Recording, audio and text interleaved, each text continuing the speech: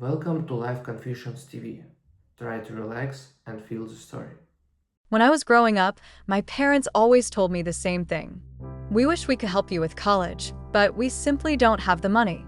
And I believed them. My name is Emily. I grew up in a small town in Ohio, in what I thought was a normal middle-class family. My dad owned a small repair shop, and my mom worked part-time at a dental office. We were never rich, but we weren't struggling either. Still, whenever the topic of college came up, the answer was always the same. There's no college fund. So when I turned 18, I did what millions of Americans do. I took out student loans.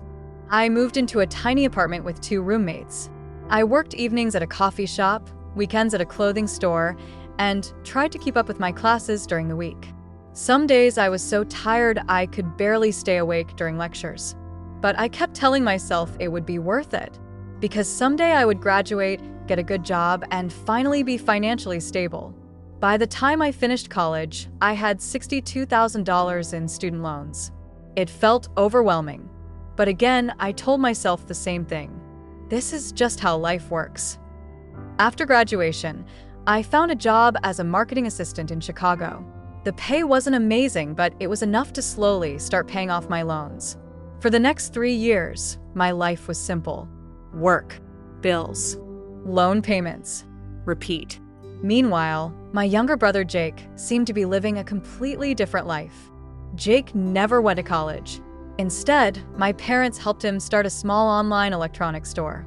Within 2 years, his business started growing fast.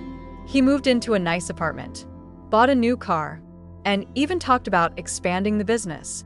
Of course, my parents were incredibly proud of him. Jake is so talented, my mom would say every time we talked. But something about the whole situation always felt strange. Because every time I asked how they helped him start the business, they would give vague answers. Oh, just a small family loan. Nothing specific. At the time, I didn't think much about it. Until the day everything changed. It happened on a random Sunday afternoon. I was visiting my parents for dinner, something I tried to do every few months. After we ate, my mom asked me to help her find an old document in a filing cabinet in their office. She said it was an insurance paper she needed. So I sat on the floor, opening folders and searching through stacks of documents. That's when I saw something strange. A folder with my name on it. Emily, Trust Documents. I frowned. I didn't remember ever signing any trust documents. Curious, I opened the folder. Inside were several legal papers. And the first sentence made my heart stop. The Emily Carter Education Trust. Total value, $150,000. I read the line again. Then again. My hands started shaking. Because according to the document, the trust had been created by my grandmother when I was 8 years old. And it clearly stated something else. The money was meant exclusively for my education. $150,000. More than enough to cover my entire college tuition, maybe even my living expenses, which meant one thing. For my entire life, my parents had been lying to me. I sat there on the floor, staring at the papers for what felt like hours. My brain refused to process what I was seeing, because if this was true, it meant something even worse. The trust document had a detailed transaction history attached, and every single dollar had already been withdrawn. Every single dollar. The withdrawal date started about 4 years ago, right when I started college. My stomach dropped, because the signatures authorizing those withdrawals belonged to my parents. I flipped through the pages faster now, and then I saw something that made my chest tighten. One of the transfers had a description. Initial investment, Jake Electronics LLC. My brother's business. Suddenly, everything made sense. The new car, the apartment, the sudden success. It wasn't a family loan. It was my college fund. I felt like the air had been knocked out of me. For years I had been working late nights, skipping vacations, living in tiny apartments, drowning in student debt, while the money meant for my education had been quietly funding my brother's company. I heard footsteps behind me. My mom walked into the room. "Did you find the insurance papers?" she asked casually. I slowly turned around, holding the trust documents in my hands. Her smile disappeared instantly. For a few seconds, neither of us said anything. Then I asked the question that had been burning in my chest. "What is this?" She looked at the papers, and her face turned pale. "Oh, that?" Her voice sounded nervous now. "That's just an old document." "Old," I said quietly.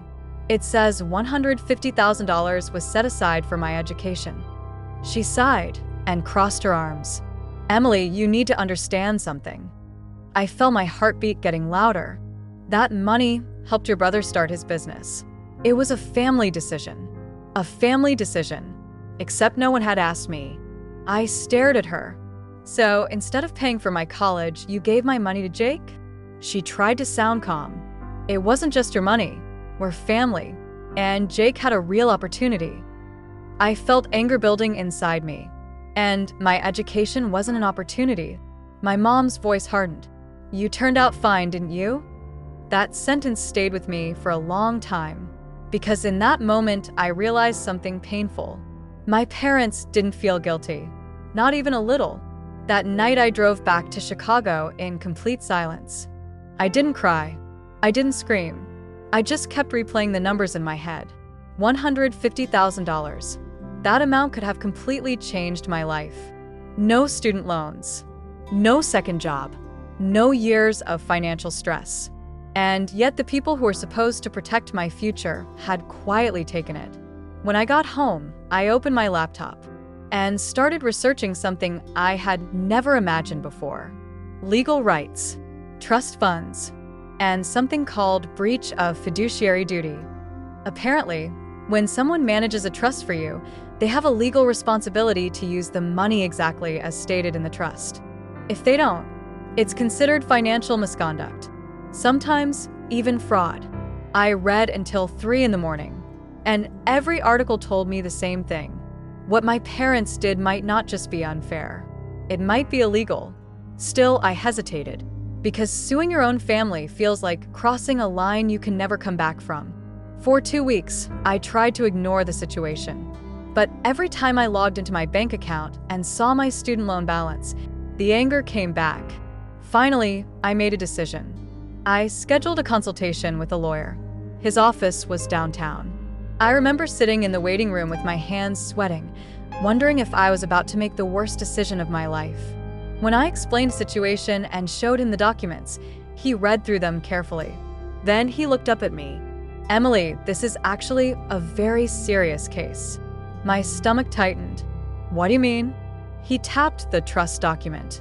"This money was legally yours, and the trustees, your parents, were obligated to use it for your education. So, what they did is illegal." He nodded slowly. "Based on these documents, yes." I felt a strange mix of emotions. Shock, relief, and something darker. Justice. The lawyer leaned back in his chair. "You have a few options, but the strongest one would be filing a civil lawsuit to recover the funds." My voice came out quiet. "All $150,000? He shook his head. "Possibly more." I blinked. "More." He smiled slightly. "If their actions caused financial harm, like forcing you to take student loans, you may be entitled to additional damages." For the first time since finding the documents, I felt something I hadn't felt in weeks. Hope. The lawsuit took almost 9 months. 9 very long months. When my parents were first served with the legal papers, my phone exploded with messages. My mom called me crying. My dad sent angry texts. My brother accused me of trying to destroy the family. "Over money," he wrote. But to me, it was never just about the money. It was about the years of lies. The nights I worked double shifts. The anxiety of opening student loan statements every month. All while my own family knew the truth. During the court process, something surprising happened. The financial investigation revealed exactly where the trust money had gone. And the numbers were even bigger than I expected. My parents hadn't just invested the $150,000 into Jake's company. They had used it as the starting capital that helped the business grow. By the time the case went to court, Jake's company was worth almost $600,000. The judge spent hours reviewing the documents, the trust agreement, the withdrawal records, the business investments. Finally, on the last day of the hearing, the courtroom fell silent as he read the decision. His voice was calm and direct. The court finds that the trustees failed in their legal duty to protect the beneficiary's assets. My heart pounded. Therefore, the court orders full financial restitution. I held my breath, but the judge wasn't finished. Because the trust funds were used to build a profitable business, the beneficiary is also entitled to a proportional ownership stake. I blinked. Did I hear that correctly? The judge continued. The court grants Emily Carter 40% ownership of Jake Electronics LLC. Gasps filled the room. My brother looked like he had just seen a ghost. My parents were completely silent, and I sat there, stunned, because the company that had been built with my stolen college fund now partially belonged to me. A few weeks later, I received the official documents. Not only was a large portion of my student debt paid off through the settlement, I now owned a significant part of a business worth hundreds of thousands of dollars. But the strangest part? After the court case ended, my family stopped speaking to me. No calls, no messages, nothing. At first it hurt, but over time I realized something important. Sometimes the people who betray you the most are the ones who taught you the biggest lessons about standing up for yourself. And if there's one thing I've learned from this entire experience, it's this. Never assume you know the whole truth about money, even inside your own family. So now I'm curious. What would you have done in my situation? Would you have confronted your family or taken them to court like I did? Let me know in the comments. And if you enjoy real stories about betrayal, family drama, and unexpected revenge, make sure to subscribe to the channel so you don't miss the next confession.